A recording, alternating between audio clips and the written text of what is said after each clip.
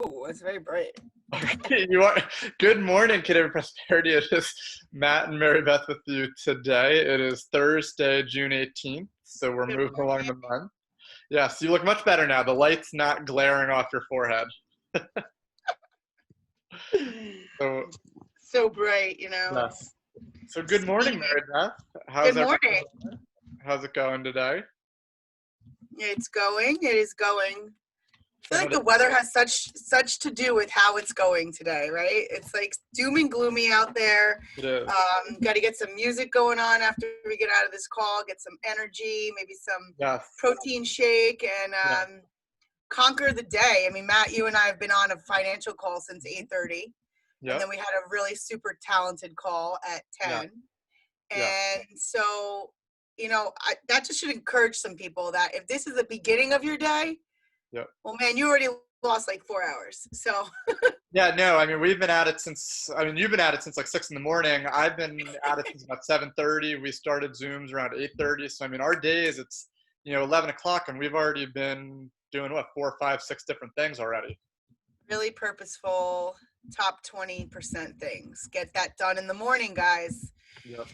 It'll make And you feel so so, much better when you do your 20% in the morning and it's 12 o'clock and you've checked off all your 20%. It just makes the day feel so much more. well, let's be honest, okay? If you start your day making some phone calls, have some conversations about potential business, whether you're calling sellers, buyers, you're looking for talent on your team, you may be interviewing people. If you place those calls in the morning, the rest of the day, they will get back to you. Yep.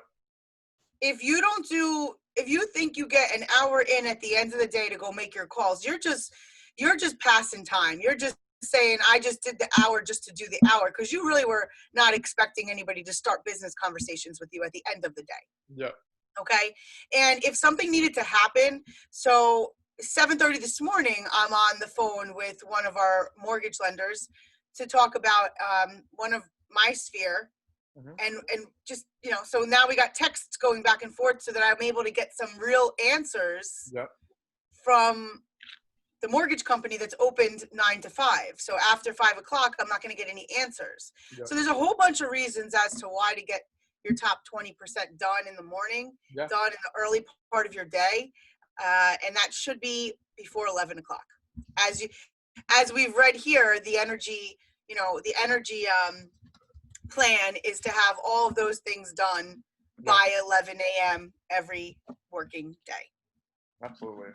And as we dive now back into the material, yesterday we finished off with the 7th level opportunity and ultimately your 3 key hires. So we left off with that, and now we're moving into what your role and responsibilities are in a 7th level business. And we've talked a lot about working in your business versus now where you're going to be working on your business. So when we're looking at your role and responsibilities, the number one word that really permeates through the next couple pages as we end the Receive a Million stage is accountability, and then also just having holding yourself accountable.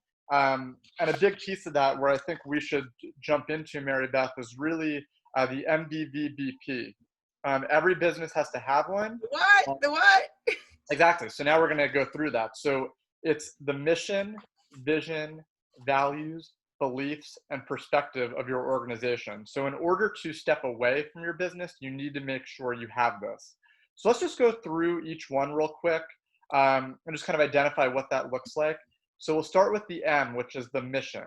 So what is our purpose and why we are in business? So Sure. ultimately, It says, what does the business look like when we're done? Correct. What does it look like? Correct. So yesterday we talked about making sure you have your 5-year plan in place for your team and ultimately getting like a 5-year commitment from them and making sure that you're empowering them to reach both their business goals and their personal goals. And a big piece of that is, what does the future look like? What does your mission look like? So do you want to give an example of maybe what a mission, what a big goal might look like? Well, and also is I just what does it look like when it's done is the actual question right there.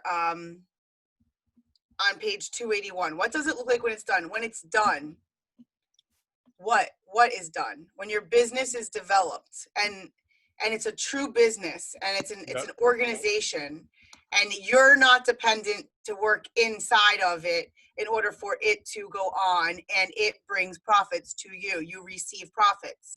Okay, so when you're envisioning the mission, what does it look like when it's done? Okay, in Mary Beth's life, it looks like the charity Sheltered Hearts is providing for people inside of the United States as well as in Africa, just hope, purpose, and empowerment. Yep. And that is a part of what gets developed through Mary Beth being a business coach. And so that's part of the mission. The other part of the mission is that we're able to do and fund the charity because we're able to give away $1 million a year to charities. That's the mission. So if that's the mission, everything it's really easy to go, is this towards the mission, or does this contribute to the mission, or does this have nothing to do with it? If it's got nothing to do with it, we have to question, why is it inside of our business right now then? Look, actually, and I just posted on our Facebook, in our video, I asked, what is your MBBP? So we'll see if we get any responses for those who are tuning in on Facebook. But that's excellent. You know, and that's a big one, right? So that's because I've been soul searching on that. For some of us who are just getting started with thinking like this, thinking like a CEO, podcast drop, right? So check that out. Think Like a CEO with Jay Papasan and Gary Keller. When you're thinking like a CEO and now you're looking at your real estate business, maybe it's just that your company services 250 homeowners every year, whether they're buying or selling. That is what your vision for your mission for your company.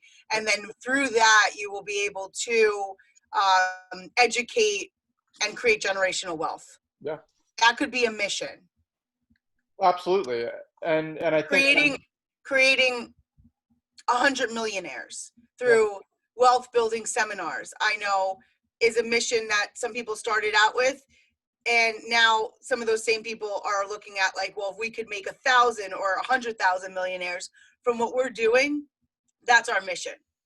Well, and I think a good example of this, you know, and again, I don't want to say we're beating a dead horse, but as a market center, we try to model, or not try, we do model for our agents, whether that's through, you know, the financials, P&L, but ultimately one thing that our goal that Bill had set out, I think it was at our December sales rally of 2019, which is in the next 5 years, we want to profit share $1 million back to our agents. So that's a big goal and a big mission to have.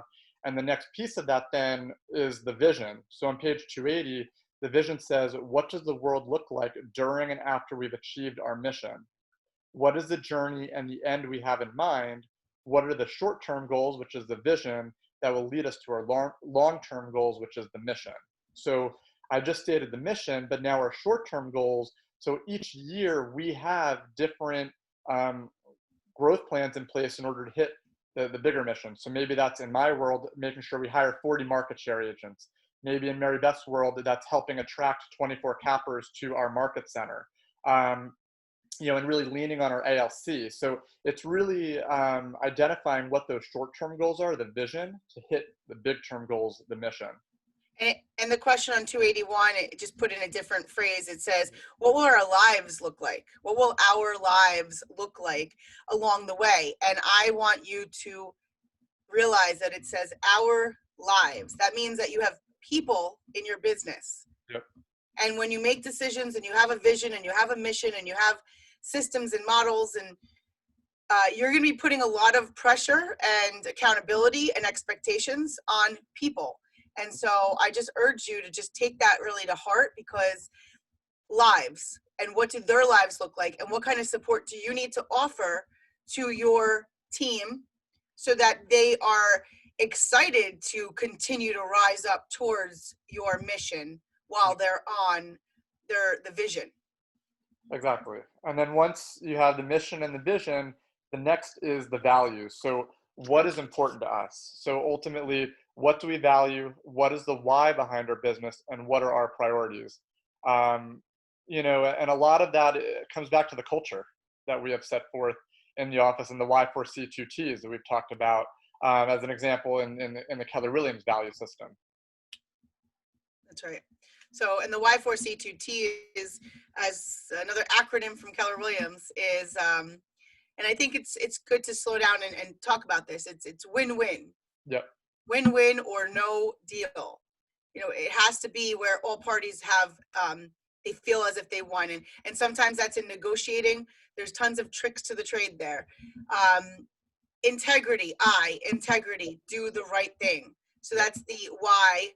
4C is customers always come first, communication in all things, creativity, and there's one more there. Customers, what? Did you say communication? Customers, communication, creativity, and there's one more. Y4C, 2T is trust and teamwork, and S is success through others. So, it's really clear to know that we have an alignment with our people or we're not in alignment. And the leader, the head, is always going to be where that lies, and Bill, as the leader of Keller Williams Prosperity in Wayne, Bill Boswell has put it on the wall. That's how he wants to people to visualize and embrace our mission and our vision. Absolutely. And our values. They're all on the wall, actually. All three are on the wall. Exactly. And some of these start to tie into each other, the values, and then number 4, the beliefs, which is what are the rules and guidelines we follow as we work together. And ultimately, that's actually a better example of the Y4C2Ts, because that is really our belief system, and making sure that we, every agent and every leadership member thinks of that when they're making certain decisions, or as agents when you're within a transaction. Make sure it is a win-win or no deal. Make sure you are, your integrity is super important, that you're doing all of those things. That's ultimately on page 281, it says beliefs, the rules we follow in our business. And that's really what the definition of beliefs is.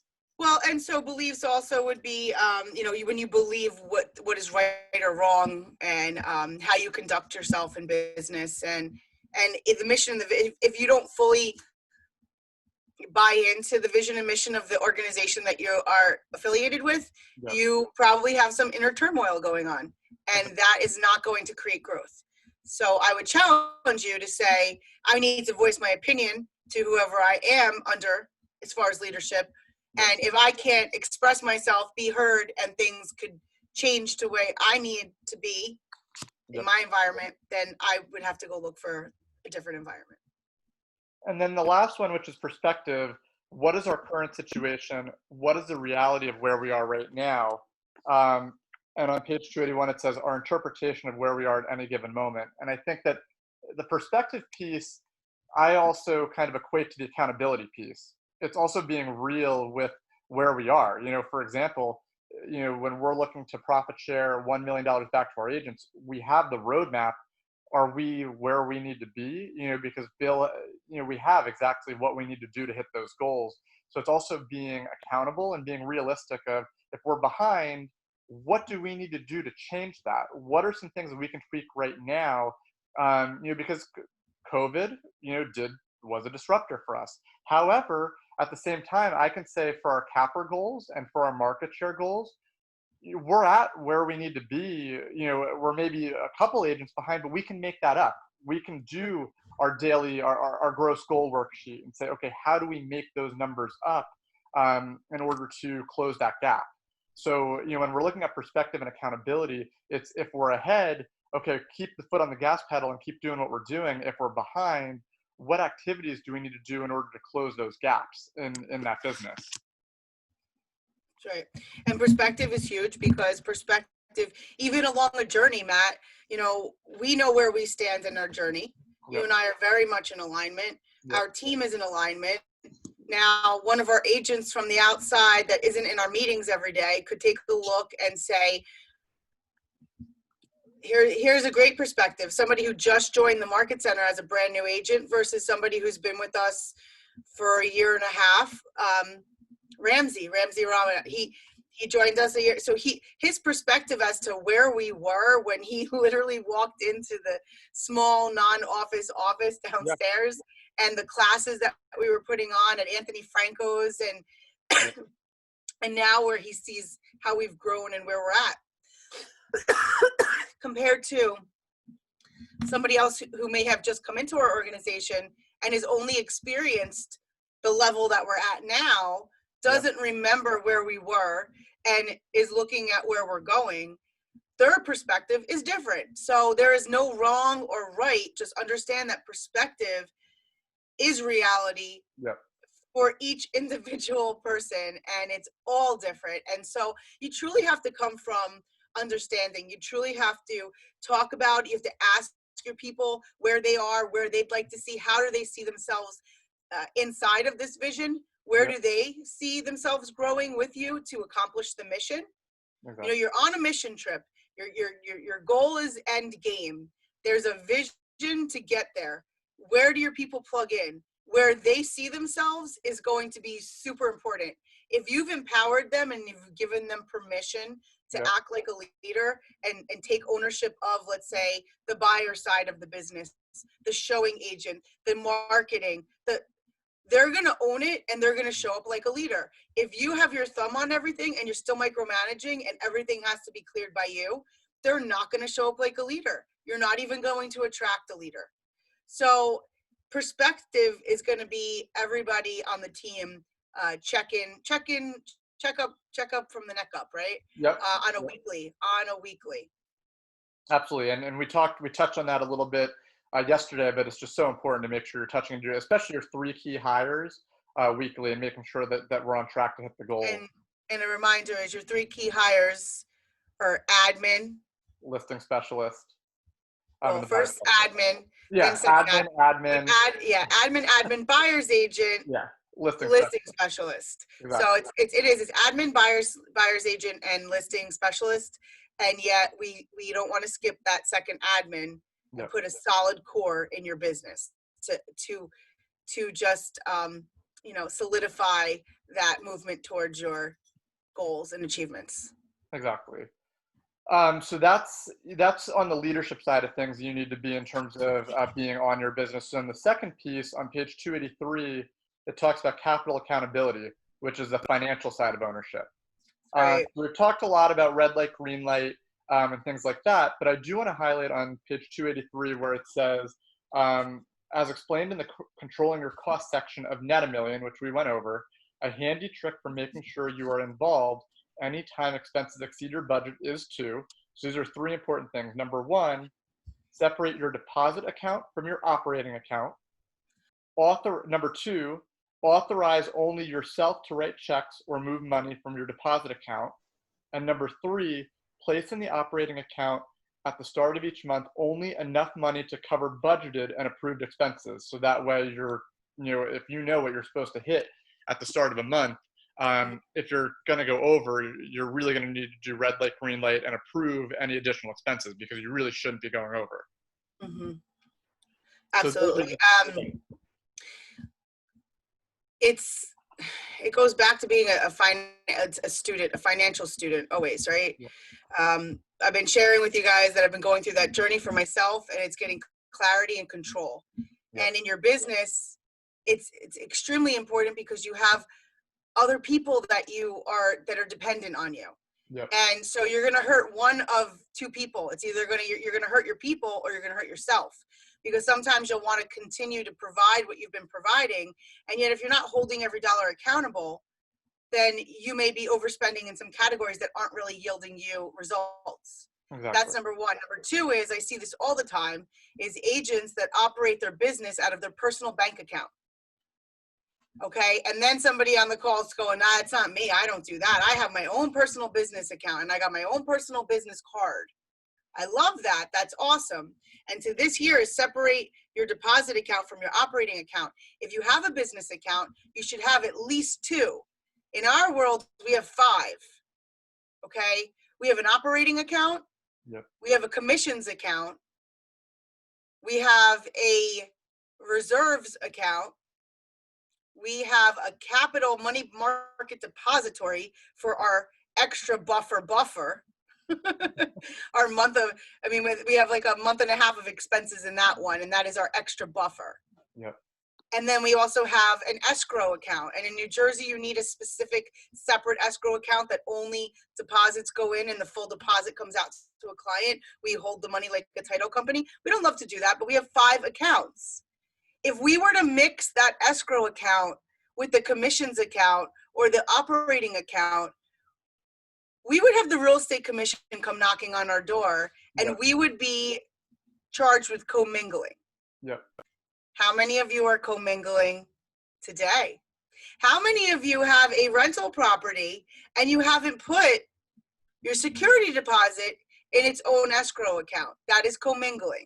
Yep. So as we build a business that is we're gonna receive $1 million, we want to net $1 million, you better have all these accounts in line, and you really need to know how that money is working. And Yep. so to the point here is authorize only yourself. I would say checks and balances. She who deposits the money should not be she who cuts the check or moves the money from one account to the next. There has to be some sort of oversight. You'll know where you need to put that kind of protection, and protection for everybody. Listen, if I'm the rainmaker, I too don't want to be in there with free range, and I could be messing up something in the system. So, you make certain accounts deposit onlys. You make certain accounts where only the rainmaker can move the money from one account to the next. Yep. And I really advise you to do one entry every month with the monies that are moving over, that are the profits. Like, really reconcile your books every month, even weekly. Weekly in our market center, because we're running a huge team, right? Yeah. Last year we gave, I think our commissions were like 7-8 million or so. Yeah. So we do an accounting every week. We kind of do a soft close, and we look at, are the books balanced? Is everything good? Are we profitable? What do we need for the rest of the month to be profitable? And some of you might say, that's not me. I'm not that nerd that way. Like, I am totally that nerd. I don't have the patience, though, for a lot of it. So I would advise you, it might not be somebody that's in your world right now. It may be your husband who is an accountant, or or he's the CEO of a company, and he has a different way of looking. You need somebody else in your books that's going to be a little, I guess, unbiased and just not like, just tell what it is. So what you said, you need checks and balances, number one. And number two, as Gary writes in here, it says half the battle of accountability is awareness. So with all that you're talking about, it's just awareness of the numbers. It's if you're out of them and you're not in them, and you haven't looked at them for 4 weeks or 3 weeks, then you're not going to be aware of some things you need to be aware of. Well, and you won't be able to make smart business decisions, and you won't know when it's right to take a listing that you just won't be able to make smart business decisions. You'll be making every decision on an emotion. Exactly. So I think we covered a lot of this chapter. I think this is a good place to really stop. I mean, we went through the whole receive $1 million section. So we discussed over the last couple of days the different challenges that you'll face from net $1 million to receive $1 million. We talked about the active versus passive income section. We talked about the 7th level opportunity. We talked about the 3 key hires. And today we talked about your role and responsibilities in terms of the MBBP, and then the capital accountability and the financial side of things. So I think we really tied a bow on the 7th level or the receive $1 million section. Tomorrow is our MREI call with Kurt, Megan, and Dana. So we'll definitely be back here tomorrow, same time. And then really next week and the last week of June, we're really going to tie up the end of this book. So we've got about, we've got the focus section starting on page 289, which is really putting it all together. And then the energy section. So we'll be doing that next week.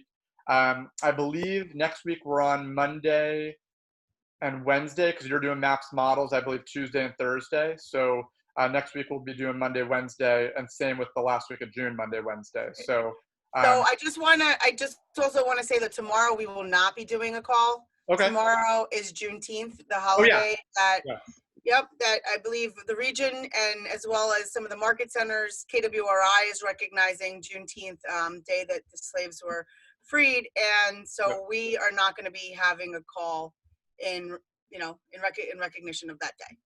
Absolutely.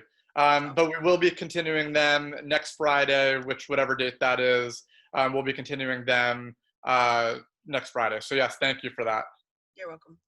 Awesome. Well, thank you guys for tuning in, and we will talk to you soon. Have a great day. Bye, guys. Bye, guys.